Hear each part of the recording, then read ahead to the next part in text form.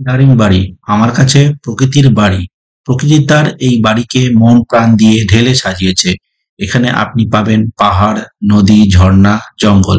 আর তার সঙ্গে পাহাড়ের কোল থেকে চাক্ষুষ করতে পারবেন এক অপরূপ সূর্যাস্ত এবং ছোটবেলার ক্যানভাসে আঁকা এক অপরূপ চিত্রকে। চলুন ঘুরে আসি দুদিনের জন্য এই প্রকৃতির বাড়ি থেকে, যা কিনা সকলের কাছে পরিচিত উড়িষ্যার কাশ্মীর নামে এই দারিংবাড়ি, যার যাত্রা শুরু করেছিলাম হাওড়া স্টেশন থেকে। গুড ইভিনিং ফ্রেন্ডস, আবারও একটি নতুন জার্নি আজকে শুরু করতে চলেছি হাওড়ার নিউ কমপ্লেক্স থেকে। আজ আমরা চলেছি হাওড়া থেকে টুয়ার্ডস ব্রহ্মপুরের উদ্দেশ্যে, আমাদের গন্তব্যস্থল দারিংবাড়ি। আজকে আমরা হাওড়া স্টেশনের 21 নম্বর প্ল্যাটফর্ম থেকে 12863 এসএমবিটি সুপারফাস্ট এক্সপ্রেস ধরে আমরা যাব হচ্ছে উড়িষ্যার ব্রহ্মপুর স্টেশন পর্যন্ত। এই হচ্ছে আমাদের train 12863 up Howrah SMBT superfast express. ঘড়ির কাঁটায় ঠিক 10টা বেজে 56 মিনিট, 1 মিনিট লেটে ট্রেন আমাদের ছেড়ে দিল কিন্তু হাওড়া স্টেশনের 21 নম্বর প্ল্যাটফর্ম।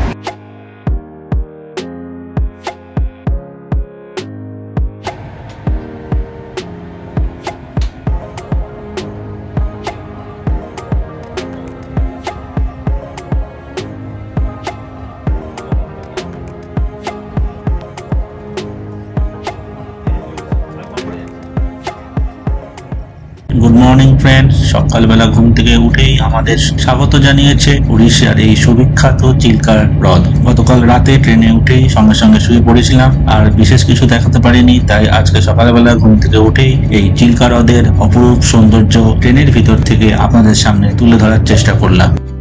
ছোটি ছোটি রাহে মিলকে। ট্রেনের ভিতরে আমি আর বসে থাকতে পারলাম না। ট্রেনের চারপাশের এই অপরূপ সৌন্দর্য আমাকে বাধ্য করলো গেটের সামনে চলে আসতে, আর এসে এই অপরূপ সৌন্দর্য দেখে আমার মন পুরো মুগ্ধ হয়ে গেল।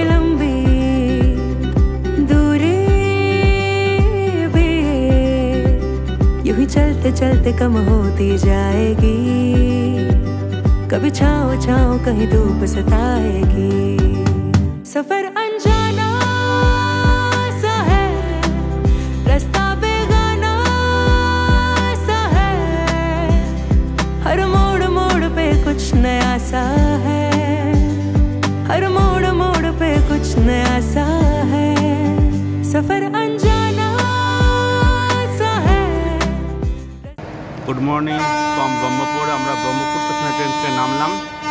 আমরা এই ট্রেনে করে নির্ধারিত টাইম থেকে প্রায় 1 ঘন্টা লেটে আমরা ব্রহ্মপুর স্টেশনে এসে পৌঁছলাম।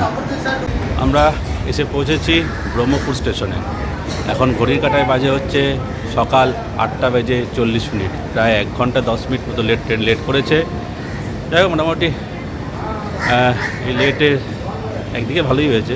তো যাই হোক, এবার আমরা 2 নম্বর প্ল্যাটফর্মে ট্রেন থেকে নেমেছি। 2 নম্বর প্ল্যাটফর্ম থেকে ট্রেন থেকে নেমে আমরা এবার 1 নম্বর প্ল্যাটফর্মের দিকে যাব। আমাদের আগে থেকে বুক করা গাড়ি, দীপাকর বাবু অলরেডি গাড়ি নিয়ে 1 নম্বরের দিকে ওয়েট করছে। উনি ফোন করেছিল, তো বাইরে বেরিয়ে আপনার সাথে কথা বলছি।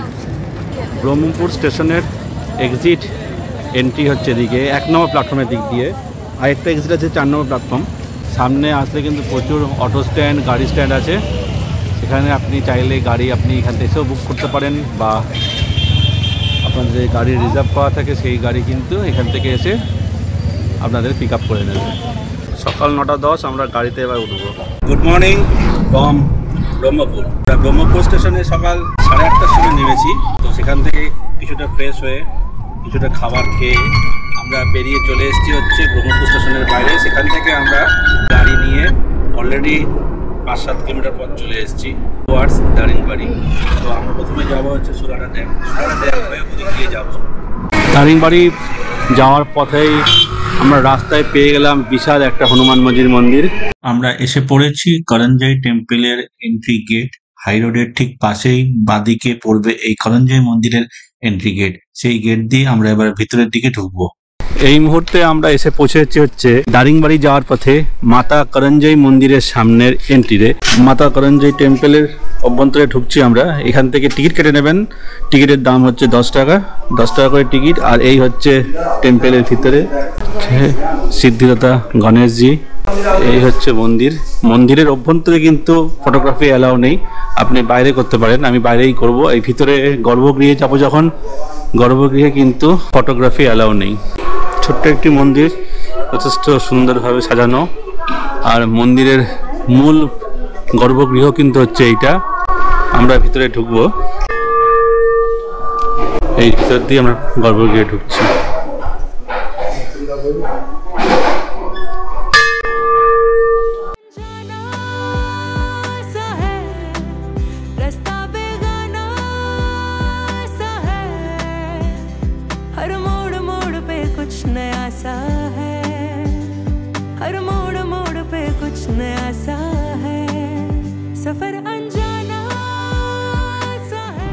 এই মুহূর্তে আমরা যেখানে এসেছি রাস্তাটা সোজা সোজা চলে গেল, সেটা চলে যাচ্ছে সুরুলি ড্যামের দিকে, আর ডান দিকের রাস্তাটা চলে যাবে খুন্তেশ্বরী মন্দিরের দিকে। আমরা প্রথমে যাব হচ্ছে সুরুলি ড্যামের দিকে। এই মুহূর্তে আমরা চলে এসেছি সুরাদা ড্যাম তার পার্কের এন্ট্রি পয়েন্টে। এই হচ্ছে সুরাদা ড্যামের পার্কের এন্ট্রি। এখান থেকে টিকিট কাটতে হবে, পার টিকিট নেবে হচ্ছে 5 টাকা করে। টিকিট কেটে নিয়েছি আমরা, টিকিট কেটে আমরা এই গেট দিয়ে ভিতরে ঢুকবো। এই হচ্ছে পার্ক, আর এই যে এটা হচ্ছে ড্যাম, আর এই হচ্ছে তার সেই সুন্দর জলাধার। এবং জলাধারের পাশে কিন্তু দেখুন সুন্দর ছাতা আকৃতির কিন্তু সুন্দর বসার জায়গা আছে। আপনি কিন্তু এখানে তো আপনার কোয়ালিটি টাইম স্পেন্ড করতে পারবেন।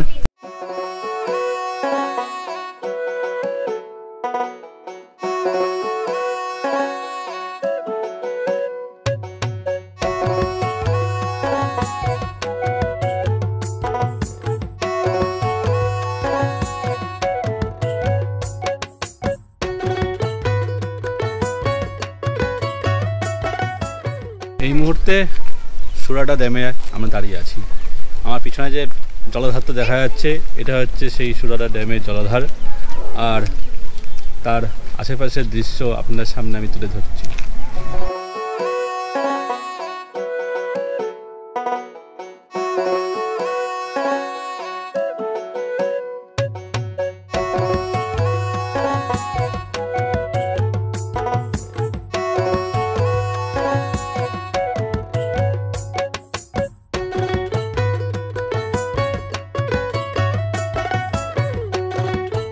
ওই দূরে উপরে দেখা যাচ্ছে যেটা একটা মন্দির, ওটা হচ্ছে খুন্তেশ্বরী মন্দির। আমরা সেখানে যাব।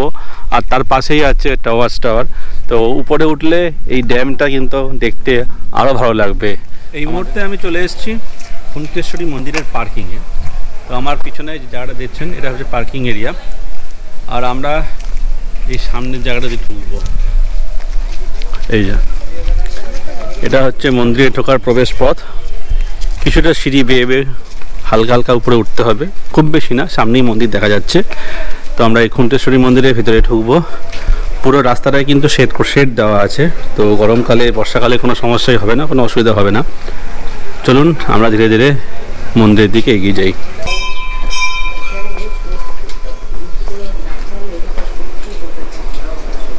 আমরা মন্দিরের কাছাকাছি চলে এসেছি।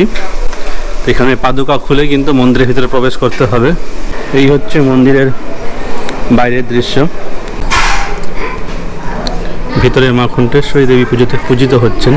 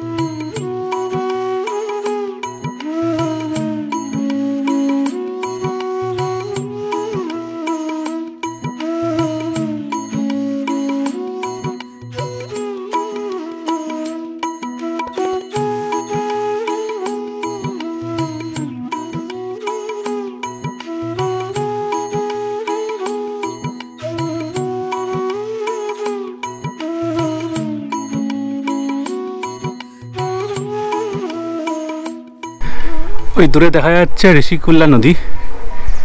আর আমরা দেখুন দূরের ওই রোড ধরে কিন্তু আমরা ব্রহ্মপুত্র থেকে ফিরে এসেছি।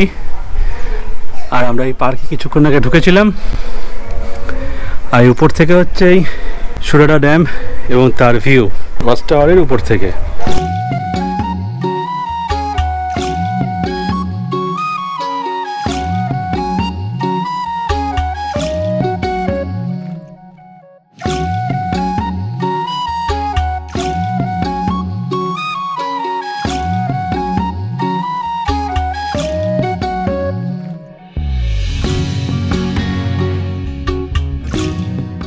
আমরা এখন এগিয়ে চলেছি দারিংবাড়ির উদ্দেশ্যে। छोटी राहें मिलके कहीं दूर दूर मंजिल पर जाएगी, कभी छाँव छाँव कहीं धूप सताएगी। लंबी लंबी दूरी भी यूं ही चलते चलते कम होती जाएगी, कभी छाँव छाँव कहीं धूप सताएगी। सफर अनजाना सा है, रास्ता बेगाना सा है, हर मोड़ मोड़ पे कुछ नया। আমরা এই মুহূর্তে দারিংবাড়ি ঢুকে গেছি। ঘড়ি কাটায় এখন বাজে হচ্ছে 2:05। আমরা ঢুকেছি হচ্ছে দারিংবাড়ি টাউনে। তো ছোট্ট একটি টাউন, খুব বেশি বড় বলবো না। আর হোটেলও খুব একটা বেশি নেই। আবার সেখানে চলে এসেছি। আমরা এখন আগে হোটেলে ঢুকবো না, আমরা হোটেলে ঢোকার আগে আমরা রেস্টুরেন্টে যাবো, লাঞ্চটা সেরে নেবো। তারপরে সেখান থেকে আমরা বেরোনো হচ্ছে কিছুটা ফ্রেশ হয়ে। আবার অবশ্যই বিকালে কিছু সাইট সিন 4টে পয়েন্ট দেখে আমরা আবার আজকে রাত্রেবেলার সন্ধ্যার সময় হোটেলে ঢুকে যাবো। তো এসে গেছি দারিংবাড়ি। তো এখন এই মুহূর্তে অতখানি ঠান্ডা নেই যতখানি ভেবেছিলাম। সূর্যের আলো প্রচুর আছে, সেই জন্য হয়তো গরমটা বেশি লাগছে। যাই হোক, ঠিক আছে, চলুন এগিয়ে যাই রেস্টুরেন্টের দিকে। আমরা এই মুহূর্তে চলে এসেছি হিলটপ রেস্টুরেন্টে। এই হিলটপের রেস্টুরেন্টে এই হচ্ছে মেনু।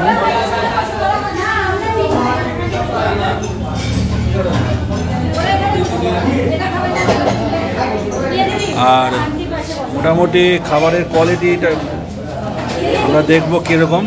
আর সব ধরনের খাবারই আছে যেগুলো পছন্দ করেন। আমরা খাবারের অর্ডার দিয়ে দিয়েছি, 2টো ফিশ থালি, 2টো এগ থালি, 1টা চিকেন থালি। তো অর্ডার দিয়েছি, দেখি কতক্ষণে খাবার আছে। খাবার দিয়ে দিয়েছে। খাবারে আছে ভাত, ডাল, আলু সেদ্ধ, আলু ভাজা, রায়তা। আর আমরা যে চিকেন, মাছ, ডিম নিয়ে নিয়েছি। থালি চলে এসছে, এবার খাওয়া দাওয়া শুরু করবো। এই মুহূর্তে আমি দাঁড়িয়ে এসেছি হচ্ছে দারিংবাড়ির সানসেট পয়েন্টের। সানসেট হতে এখনও আধা ঘন্টা দেরি আছে। লোকজন অনেকে আসেইনি এখনও, হয়তো আমরাই প্রথম। তো কিছুক্ষণ সময় এখানে কাটাই, কেননা পরে আসলে হয়তো লোকজন যদি বেড়ে যায় হয়তো দূর থেকে দেখতে হবে। চলে এসেছি, আগে টাইম হাতে আছে। তো এই হচ্ছে সেই জায়গা, আপনাদের জায়গাটা আমি দেখাচ্ছি। এটা হচ্ছে সানসেট পয়েন্ট। আর এই হচ্ছে চারিদিকের ভিউ। দেখুন, ছোটোখাটো পাহাড়, বেশ সুন্দর। আমরা যখন ড্রয়িং করি, যে ধরনের ছবি আমরা আঁকি, ঠিক সেই ধরনের কিন্তু ছবি দিয়ে চারিদিকে পাহাড়ের কোলে আমরা এখানে আছি এই মুহূর্তে। আর এই মুহূর্তে এই হচ্ছে দেখুন সানসেট পয়েন্টের থেকে এই হচ্ছে ভিউ। পাহাড়গুলো কি সুন্দর লাগছে, পুরো ছবির মতো। দারিংবাড়ি শহরের টপ পয়েন্ট হচ্ছে এখানে। তো এখান থেকে সানসেট দেখা যায়। আর এই হচ্ছে উপর থেকে দারিংবাড়ি যে শহর, তার ভিউ।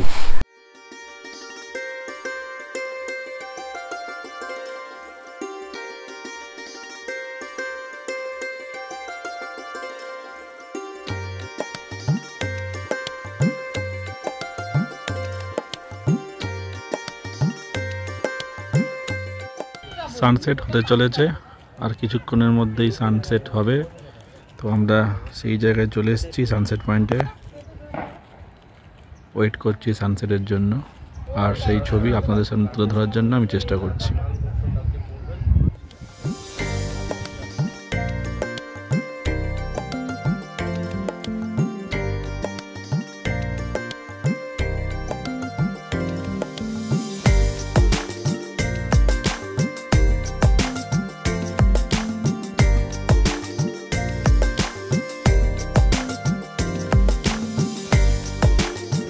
সান পুরো সেট হয়ে গেল, সেট তো হয়নি, সান চলে গেছে পুরোপুরি ওই দূরে যে পাহাড় আছে পাহাড়ের আড়ালে। তো এবার আকাশ দেখুন ধীরে ধীরে কিন্তু লালচে যাচ্ছে, তো সূর্য ডুবে গেল কথিত বাংলায়।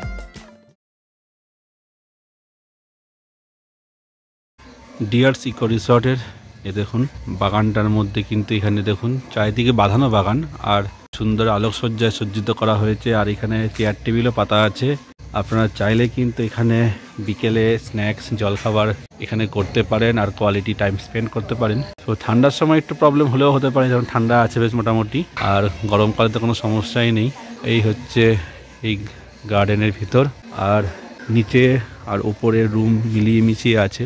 এই যে সিঁড়ি দিয়ে উঠে গেলে উপরে কিছু রুম আছে এরকম, এই সিঁড়ি দিয়ে উঠতে হবে। এদিকে একটা সিঁড়ি আছে, এদিকে একটা সিঁড়ি আছে, আর এদিক দিয়ে আসতে হবে। মেন গেট ওই দূরে আছে, মেন গেট ধরে বাদিকে অফিস রুম, তার ডান দিকে এই রুমগুলো আছে। আর ওই নিচেও কিছু রুম আছে, ওখানেও যদি আপনার অ্যালটমেন্ট হয় তাহলে আপনি ওখানেও থাকতে পারেন। রুম প্রচুর আছে, রুমের ট্যারিফ সিজন অনুযায়ী কিন্তু হেরফের করে, আর মোটামুটি রেট ধরে রাখুন 2000 টাকা প্লাস জিএসটি, যেখানে আছে আপনার ব্রেকফাস্ট কমপ্লিমেন্টারি। আমাদের রুম নম্বর হচ্ছে 7। তো এই হচ্ছে এন্ট্রি, ডবল বেড, সাইডে একটা সিঙ্গেল বেড, টিভি আছে, কতগুলো র্যাক আছে, সুইচ বোর্ডও আছে, এখানে একটা টি টেবিল আছে, বড় একটি আয়না আছে, বাথরুম আছে, বাথরুমে সোলার সিস্টেমে গিজারের জল আসবে, মোটামুটি ঠিকঠাক আছে। আর এখানে ফ্যানও আছে, গরমকালে ফ্যানও লাগে, মোটামুটি ঠিকঠাক আছে। 1 নাইট 2 নাইটস কাটানোর জন্য এনাফ। এখানে দেখুন রুমগুলো আছে, রুমগুলো কিন্তু অনেক সুন্দর ভালো রুম। আমি রুমের ভিজিট আপনাদের করিয়েছি একটা। এই দেখুন, good morning from Daringbadi dears eco resort. আমরা এই মুহূর্তে ডিয়ার্স ইকো হোম রিসর্টে আছি।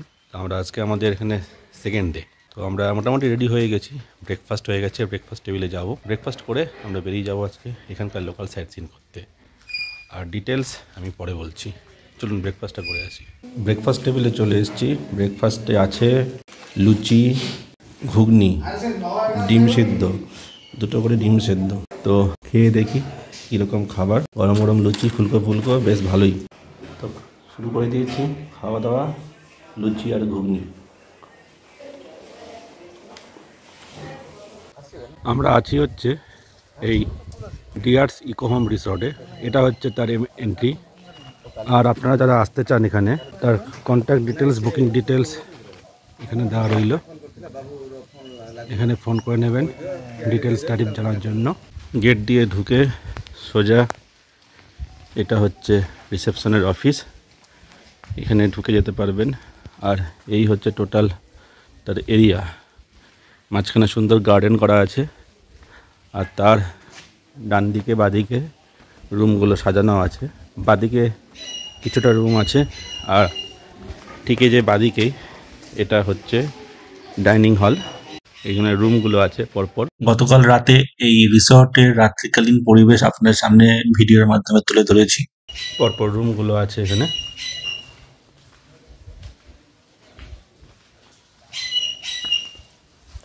চারিদিকে সুন্দর মনোমুগ্ধকর পরিবেশের মধ্যে কিন্তু রুমগুলো, আপনার থাকতে কিন্তু যথেষ্ট ভালো লাগবে।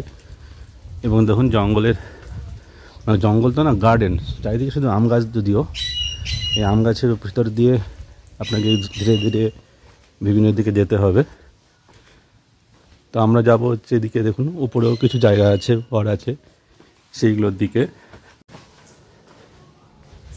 দেখুন এখানে ব্যালকনি আছে, এখান থেকে কিছু দূরে ভিউ দেখা যাচ্ছে।